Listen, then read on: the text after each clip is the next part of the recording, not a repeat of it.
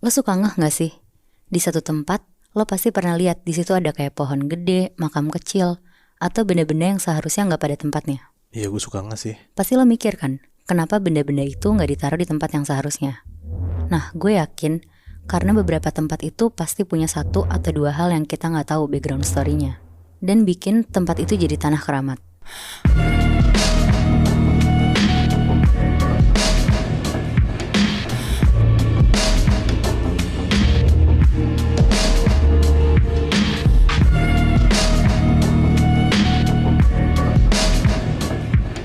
Cerita kali ini gue dapet dari teman kantor gue. Ini cerita tentang rumah besar Belanda, punya keluarga jauh dia. Rumahnya ada di Jawa Tengah. Rumahnya tuh tipe yang satu lantai luas dan ada halaman belakang juga, yang lebih gede dari bangunan rumahnya. Kayak rumah-rumah zaman Belanda gitulah pokoknya. Jadi di rumah ini isinya cuma tantenya temen gue. Kita sebut aja nama tantenya ini tuh Tante Mila.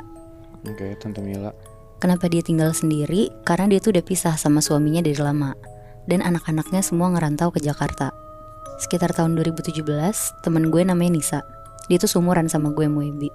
Dia tuh mudik ke rumah Tante Mila. Nisa cuma berdua sama bapaknya.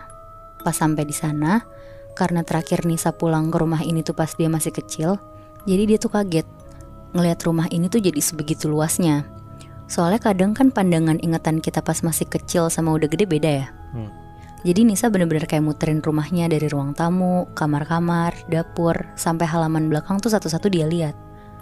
Nah, pemandangannya Nisa tuh berhenti di halaman rumahnya. Jadi dia ngelihat ada satu pohon yang gede banget, tapi di atasnya tuh kayak ada rumah. Jadi kayak rumah pohon gitu, Muibi. Yang tangganya tuh nempel di batang pohonnya juga. Pas ngeliat itu dari jauh, Nisa seneng kan, soalnya ada tempat nih untuk sore-sore dia bisa nyantai di atas rumah pohon itu. Oh, rumah pohonnya tuh gede. Gede, Moy. Oh. Akhirnya Nisa ngedeket lah ke rumah pohon itu. Tapi pas dia udah setengah jalan, Nisa tuh ngeliat ada perempuan gak pakai baju berdiri ngebelakangin Nisa dari dalam rumah pohon itu. Hah? Dia bisa ngeliat karena dia tuh masih setengah jalan gitu buat nyampe ke pohon itu. Dan rumah pohonnya tuh kayak ada space balkon sebelum masuk ke rumahnya ini. Iya. Jadi karena kaget dia refleks balik badan terus lari ke arah rumahnya. Nisa tuh di sini kagetnya tuh bukan karena setan atau gimana, tapi dia tuh mikir takutnya itu siapa yang nggak tahu ada tamu di rumah Tante Mila. Akhirnya dia masuklah ke dalam buat nanya ke Tante Mila langsung. Pas dia ketemu Tante Mila di dalam, Nisa langsung nanya dengan paniknya, "Tante, itu siapa yang di atas rumah pohon? Kok dia nggak pakai baju sih?" Ngedenger itu Tante Mila tuh ketawa-tawa terus bilang ke Nisa, "Kamu salah lihat kali Nisa, di sini kan cuma kita bertiga aja sama bapak kamu." Oh, mulai nih. Udah jangan deket-deket rumah pohon itu, soalnya belum diberesin sama tante dalamnya. Pas dengar omongan Tante Mila, Nisa tuh masih gak percaya, karena apa yang dia lihat tadi tuh benar-benar jelas banget Moebi. Tapi ya udah, Nisa gak mau ambil pusing di situ, dia langsung main di dalam rumah.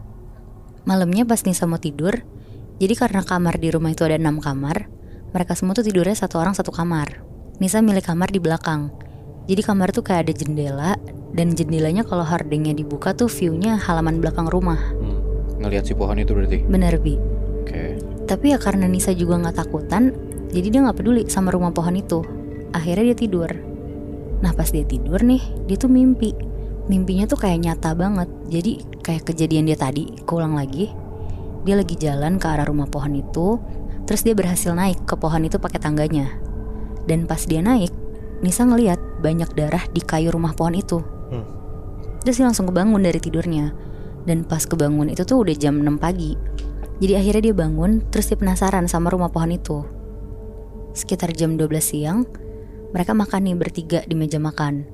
Terus Nisa nanya-nanya lah sama Tante Mila, "Tante, awal mula rumah pohon itu gimana? Siapa yang buat?" Terus Tante Mila tuh dengan santai bilang, "Oh, itu udah ada dari buyut-buyut kita dulu. Soalnya kan rumah ini tuh udah ada dari zaman dulu.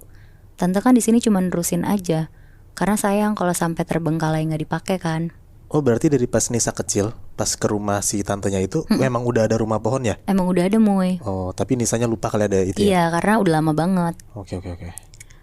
Terus Tante Mila tuh juga cerita, kadang saking dia kesepian, dia suka ngajak anak-anak kecil tetangganya gitu lah yang lewat depan rumah buat main di rumahnya. Kayak main bola di halaman belakangnya. Karena Tante Mila tuh niatnya pengennya rumahnya tuh jadi hidup lagi. Cuma katanya sekarang tuh udah jarang anak-anak tetangganya main. Tante Mila tuh juga gak tahu kenapa, kayak mereka tuh udah jarang lah lewat depan rumah Tante Mila. Karena Nisa juga kesepian, akhirnya dia bilang ke Tante Mila, ya udah tante, nanti sore aku cari anak-anak ya, aku ajak main di halaman belakang. Ngedenger itu ya Tante Mila seneng banget, katanya boleh banget. Udah tuh sekitar jam 4 sore, akhirnya Nisa keluar rumah. Dan gak jauh kayak kira-kira jarak 4 rumah, Nisa ngeliat ada anak-anak kecil main bola di sana. Terus diajak lah sama Nisa, main di rumah tante aku yuk. Terus anak-anak itu mau. Dan pas udah ngikutin Nisa ke depan rumahnya, pas Nisa mau buka gerbang, salah satu anak kecil itu tuh bilang, ih rumahnya Bude Mila ya? Terus Nisa bilang, iya ayo kita main di halaman belakangnya. Terus si anak ini tuh nyeletuk bilang, enggak ah, aku pernah lihat setan di rumah pohonnya. Anjing. Oh. Makanya dia gak mau kesana lagi. Ngedengar itu Mila tuh makin penasaran kan, karena dia ngerasa tervalidasi lah sama apa yang dia lihat kemarin.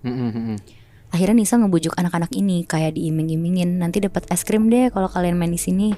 Nah akhirnya mau tuh anak-anak itu main di halaman belakangnya. Pas ngelihat Nisa berhasil bawa anak-anak itu, Tante Mila tuh seneng banget. Terus disiapin lah cemilan-cemilan, minuman buat anak-anak itu. Sekitar jam 5 sore, Nisa yang lagi nemenin mereka main bola di pinggir tuh ngeliatin rumah pohon itu terus, dengan harapan dia tuh ngeliat sosok perempuan yang kemarin.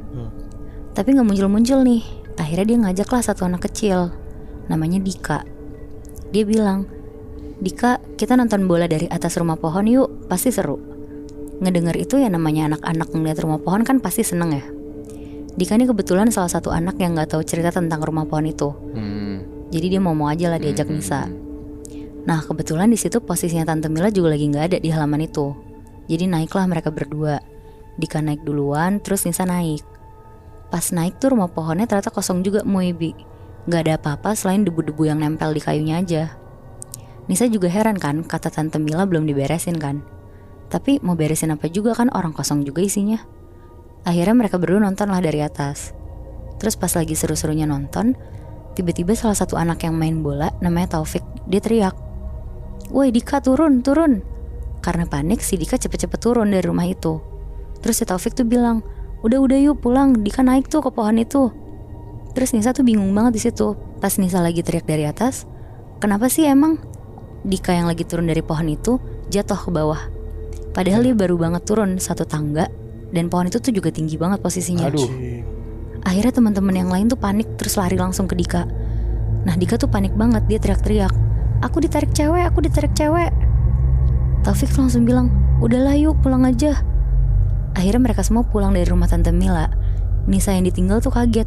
Terus Nisa lari lah ngejar Taufik dan bilang, Taufik kamu ceritain dong ke aku, ada apa sih sebenarnya? Akhirnya diceritain lah sama Taufik. Dia bilang, iya jadi tahun lalu aku sama yang lain tuh sering main bola di sini. Cuma kita berhenti semenjak teman kita namanya Agung naik ke rumah pohon itu dan dia ngeliat perempuan gak pakai baju berdarah-darah. Terus Agung tuh didorong jatuh ke bawah dari rumah pohon itu. Setelah pulang dari situ juga Agung langsung sakit-sakitan gak sembuh-sembuh Moebi. Dan katanya ibunya Taufik tuh bilang ke Taufik untuk jangan kesana lagi, karena di tanah bawah rumah pohon itu ada mayat perempuan yang diperkosa, terus dibunuh secara tragis dan dikubur setengah hidup di situ. Anjing. Makanya katanya tetangga-tetangga sebelah rumah Tante Mila tuh semuanya udah pada pindah karena semuanya benar-benar diganggu. Dan Nisa pun gak tahu sampai sekarang kalau sebenarnya Tante Mila tuh tahu atau enggak kejadian itu.